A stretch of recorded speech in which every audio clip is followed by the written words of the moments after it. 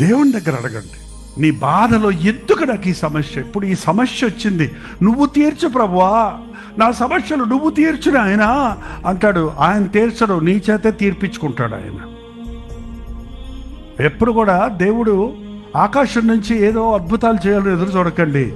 నిన్ను వాడుకొని నీ ద్వారా నీ చిక్కుకు నీకే విడుదల జరిపిస్తాడు. నువ్వు ఇంట్లో కూర్చొని దేవుడి కార్యాలు చూస్తానంటే ఎట్ట కుదురుతుందండి? తరం అంటావా? నా కుటుంబం జోలికి వచ్చిన వాళ్ళని తరం అంటావా? నా శత్రువును తరం అంటావా? పెర్సిస్టెన్స్ ఉండాలండి భక్తిలో. ఇంకా ప్రార్థన చేయమంటావా ప్రభువా పిల్లల కోసం? చెయ్యి. ఇంకా ఈయన మారుతాడని నమ్మమంటావా?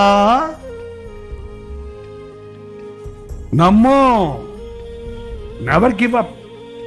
ప్రభు దగ్గరకు వచ్చినప్పుడు ఏది వదలాల్సిన అవసరం లేదు. జవాబు వచ్చే వరకు ప్రార్థించు, శత్రువు చిక్కే వరకు వెంటాడాలి, జయం పొందే వరకు పోరాడాలి.